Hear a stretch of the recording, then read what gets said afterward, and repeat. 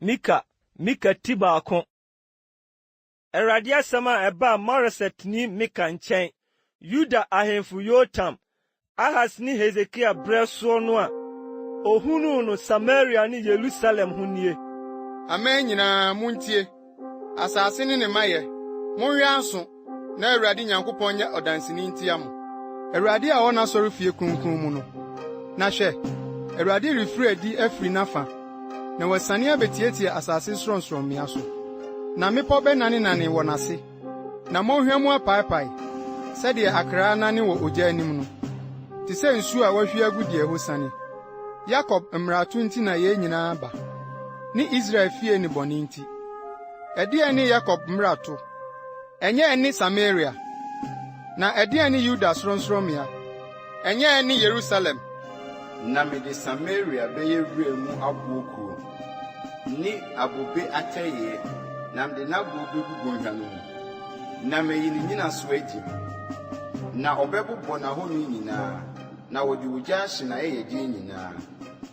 Na mɛyɛ n'abosom adum nyinaa afono. Efiri sɛ adwamanfoɔ apɛdeɛ na wɔde aboa no. Na adwamanfoɔ apɛdeɛ na ɛbɛsane akɔyɛ. Yɛn nti mesu no matwa adwo. Mɛnante kwaterekwa ne adagya mu. Metue sum mu sɛ habɔdɔm. Na madi abooboo sɛ sohori. Na n'apirakuro no aporɔ. Na abeduru Yuda. Abɛsome man pono ano. Aduru Yerusalem. Monka nkyerɛ Gat. Esun so monkosu. Bet-Lifra na monyantam futuro mu. Safefoɔ. Monsene nkɔ. Adagya ni wuo mu. Saanamfoɔ mfiri adi. Bet-Esel agyaadwotwa ma mo gyinabea bɔ mo. Na Marotfoɔ de ahoyera twɛn papa. Efiri sɛ bɔne afiri Awurade nkyɛn aduru aba Yerusalem kuro pono ano. Lakisfoɔ, momfa teaseɛnam ɛnsa ɔpɔnkɔ hɔharefoɔ. Ɛyɛ Sion babaa bɔne mfitiaseɛ. Sɛ umu na wohunu Israel mmratodeɛ no. Inti wobɛgyae Moreset Gat mu ama. Aksib afie di Israel ahemfuhwammɔ. Marisafoɔ mede ɔdidifoɔ foforɔ bɛbrɛ mu.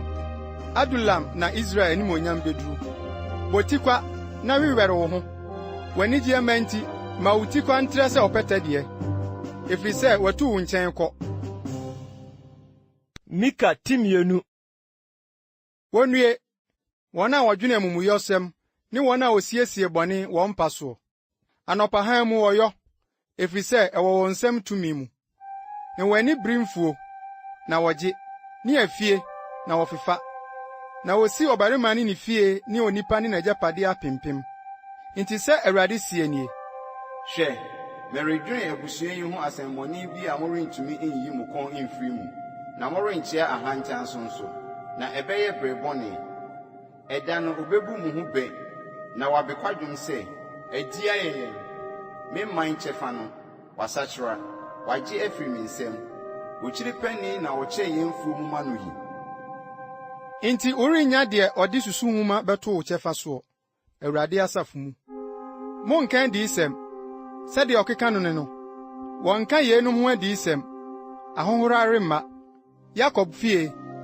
Wɔnka sɛ Awurade honhom ni bu asetɔ. Yeinom ne ne yɔe. Ɛnyɛ yie na me nsɛm yɛ deɛ ɔnam tee no. Nanso mosɔre tia me man sɛ ɔtamfo. Na muyi wɔn a otwa mu dwoodwo a wɔmpɛ kon ho ntade so ngusoɔ. Mopamo me man mu mmaa firi wɔn fie fɛfɛ mu. Na mogye wɔn animonyam firi mmɔtafoɔ hɔ koraa. Monsɔre na monkɔ. Na ha nyɛ mo homebea.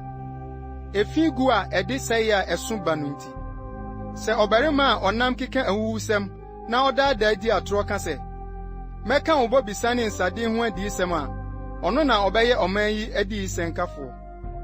Boa na mɛboa mo nyinaa no. Yakob nhyia na mehyia Israel nkae. Mɛka wɔn mmabom sɛ nwa wɔ nwamuo mu. Sɛ mmoakuo wɔn didibea so. Nipa dodoɔ a wɔyɛ huuhu. Obubufoɔ di wɔn anim reforo aba. Ɔbɔ kirididi sene fa kuro pono mu. Na ɔfa mu firi adi bio. Na wɔn hene sene di wɔn anim. Na Awurade di wɔn ti. Micah timiɛnsa. Na me se, muntie. Yakob atitire ne Israel fie atemmufoɔ. Ɛnyɛ mo na ɛsɛ sɛ muhunu atemmuo. Mo na motane papa na modɔ bɔne. Mudwa wɔn wedie firi wɔn ho. Ne wɔn nam firi wɔn nnompe ho. Na mo na moadi me man nam na moaworo wɔn wede afiri wɔn ho, na moabubu wɔn nnompe mu, na moatwitwa ne sɛ kukuo mu ade, ne ɛsɛn mu nam. Ɛno na wobesu afrɛ Awurade, na ɔremmua wɔn, na ɔde n'anim behunta wɔn bere no mu, sɛdeɛ ɔmaa wɔn ne yɛɔyɛɛ bɔne no. Sei na Awurade ka tia adiyifo a wɔdaadaa me man, na wɔde wɔn sika, na wɔka sɛ, asomdwoe, na deɛ ɔmfa biribi nhyɛ wɔn anum no, ɔkyere ne so sa no. Saa nti adeɛ bɛsa mo, wɔne so ade huhu, na esum aduro mu nkɔnhyɛ ho, na owia bɛtɔ adiyifoɔ no so, na adekyeɛ adane wɔn nsu mu kabii. Na adehufoɔ no ani bɛwuwu, na nkɔmhyɛfoɔ no anim asinsam, na wɔn nyinaa bɛkatakata wɔn ano. Efiri sɛ, Nyankopɔn mu ayɛ biara nni hɔ, na me deɛ, Awurade honhom mu tumi ne atemmuo ne maninyɛ ahyɛ me ma, sɛ menkyerɛ Yakob ne mmarato ne Israel ne bɔne. Muntie yɛɛ, Yakob fie atitire ne Israel fie atemmufoɔ. Mo a mokyiri atemmuo na mokyea deɛ ɛtene nyinaa. Mo a mokyekyere Sion mogyahwieguo mu, ne Yerusalem akontokyidie mu. Emu atitire gye adanmudeɛ bu atɛn, na emu asɔfoɔ gye akatua kyerɛkyerɛ, na emu adiyifoɔ gye sika hyɛ nkɔm. Na ɔtwere Awurade ka sɛ, ɛnyɛ Awurade na ɔwɔ yɛn mu yi, bɔne biara remma yɛn so.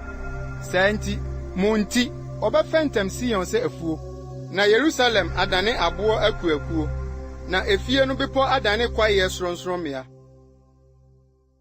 Micah 9.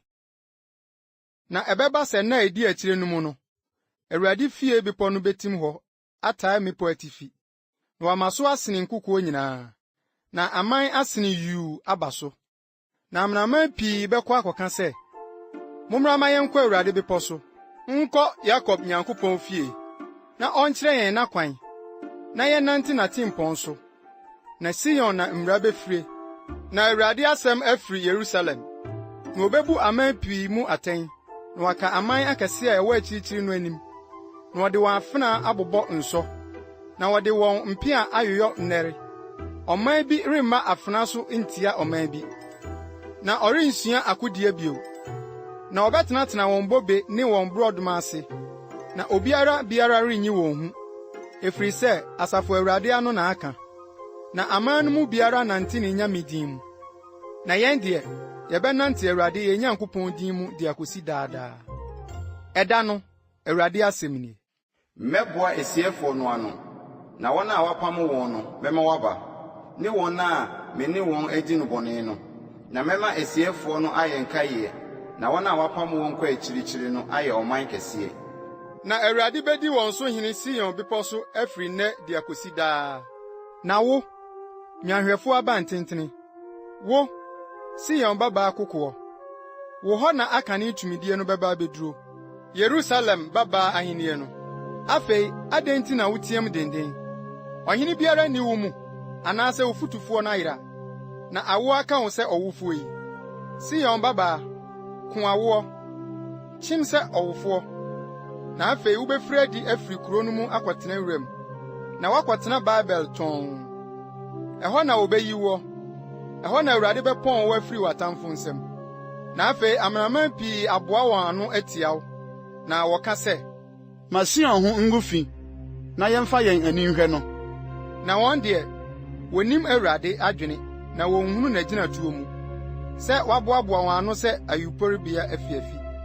Sɔre, pore, Sion babaa, na mɛyɛ wo mmɛn dadeɛ, na mayɛ wo ntɔte kɔbere, na wode adwerɛ aman pii dukuduku.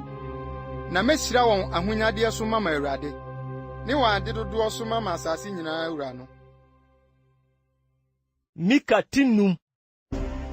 Afei bɔ kyenku, wo kyenku babaa, otua yɛn twa yɛn ho hyia, wɔde abaa bɔ Israel temufoɔ nyepi.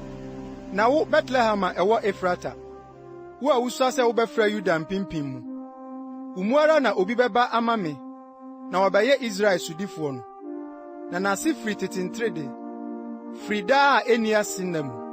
Enti wɔde wɔn bɛma akosi bere a ɛwofoɔ bi bɛwoɔ, na ne nuanom nkaeɛ bɛsane ne Israel mma nso aba, na obegyina hɔ ayɛ ne wɔn, Awurade ahoɔden mu, Awurade ne Nyankopɔn din kɛseyɛ mu, na watena ase, na afei ɔbɛyɛ kɛse akosi asase awieɛ. na oyi bɛyɛ asomdwoe. Sɛ Asiria bɛyɛ asase so na otiatia yɛ aban fɛfɛ mu a, ɛna yɛbɛsisi ahwɛfoɔ baason atia no. Ne nipa mu mapɔma baawɔtwe. Na wɔde afena ayɛ ne Asiria asase ne Nimrod asase napon. Na sɛ Asiria bɛyɛ asase so na otiatia yɛn hye so a, ɔbɛgye yɛn afiri ne nsam. Na Yakob nkaeɛ no bɛyɛ aman bebree mu sɛ obosu a efiri Awurade nkyɛn. Sɛ nhama so nsuwɔ nse a ɛnhwɛ ɔbarima bi kwan na ɛntwɛn nipa mma.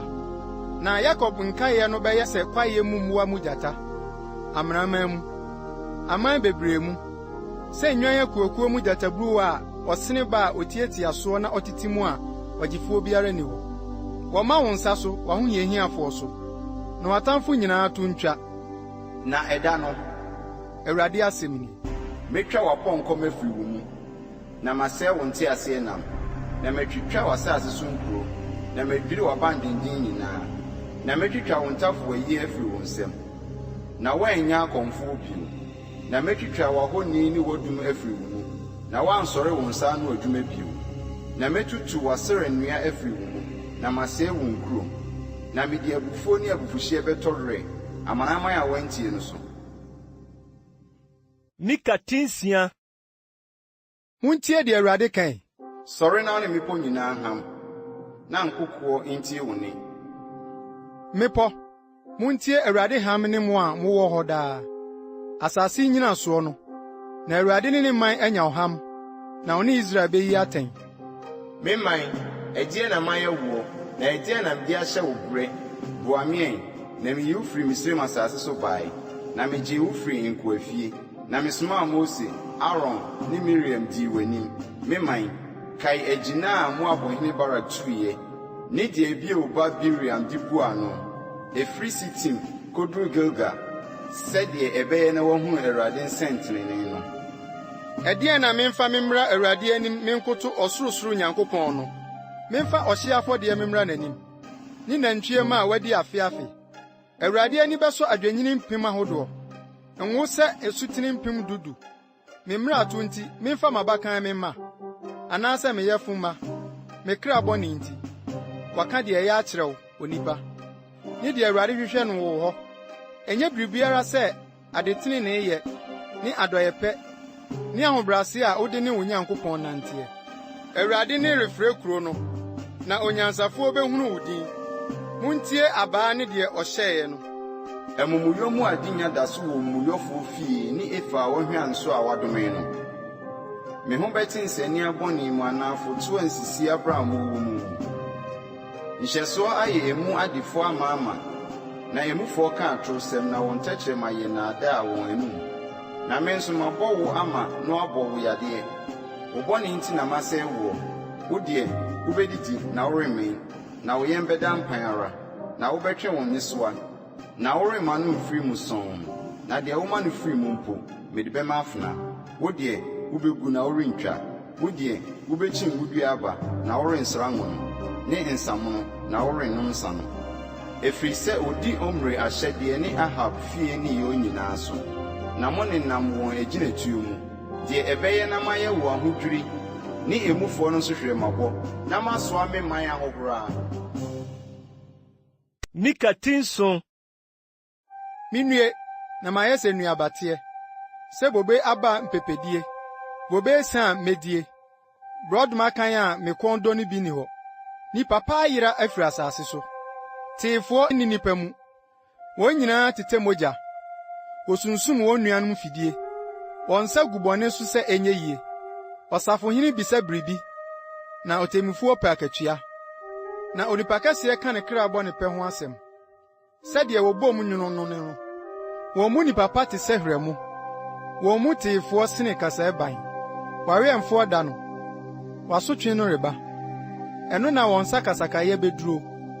Monnye adamfo ni. Mommfa mo ho nto ɔyɔnko so. Ɔba a ɔda okuku mu no, ne ho na wɛn wano. Na ɔbabanyi bu n'agya ɔsesani. Ɔbabaa sɔre tia ne na. Aseɛ sɔre tia n'ase. Onipa fiefo yɛ n'atamfo. Na me deɛ, Awurade na mehwɛ no kwan. Mɛtwɛn me nkwagye Nyankopɔn no. Me Nyankopɔn betie me. Metamfo, ma w'ani nye me ho. Na mahwe ase a, mesɔre. Na meti sumu a, Awurade ne me han. Mesoa Awurade abufuhye no. Efiri sɛ, mayɛ no bɔne. Di akosi sɛ ɔbɛham me ham ama me. Na wabu atɛn ama me. Obeyi me afiri aba han mu. Mɛhwɛ ne trenee no. Na metamfo behunu. Na aniwuo abɛkata ne so. Ɔno a ɔka kyerɛ me sɛ, ɛhe na wo Nyankopɔn no wɔ no? mede m'ani bɛhwɛ no. Afei obetiatia ne so sɛ mmorɔno nso dɔteɛ. Ɛda a wɔbɛto wo fasuo no reba. Ɛda no so na ahyɛdeɛ bɛkɔ akyirikyiri. Ɛda no na wobɛfiri Asiria ne Misraim kurom aba wo nkyɛn. Na wobɛfiri Misraim akosi asuo no ano. Afiri po akosi po. Afiri bepɔ no akosi bepɔ aba. Na asase no bɛdane amanfo, ɛsofoɔ no nti. Wɔn ani yɔe so aba no nti. Fa wo poma yɛ ne wo man. W'agyapade nnwan a wɔn nko ara te kwayem, Karmel atifi no. Ma wonidi Basan ne Gilead sɛ tete nda no mu. Mɛma wɔahunu anwanwadeɛ sɛ nna a ofiri Misraim asase so baeɛ no. Amanaman behunu, na wɔn ani awuwu wɔn maninnie nyinaa ho. Wɔde wɔn nsa betuatua wɔn ano, na wɔn aso nso besisi. Wɔbɛta firi mfuturo sɛ ɔwɔ, sɛ mmoa a wɔtwe wɔn ho fam. Wɔde ahopopoɔ befiri wɔn ho ntabea aba. Wɔde ahohim bɛbɛn Awurade yɛn Nyankopɔn, na wɔsuro w'anim. Hwan ne Onyankopɔn sɛ wo a wode amumuyɛ firie, na wosane mmarato ho ma w'agyapadeɛ nkaeɛ no. Ɔrensɔ n'abufuo mu daa, na adɔyɛ mmom na ɔpɛ. Yɛn ho na ɔbɛsane ama ne yam ahyehye no. Ɔbɛpepa yɛn mumuyɔ, na wobɛto wɔn bɔne nyinaa gu ɛpo bunu mu. Fa nokorɛ kyerɛ Yakob, yi adɔyɛ kyerɛ Abraham, sɛdeɛ wokaa yɛn agyanom ntam firi tete ntrɛde nna mu no.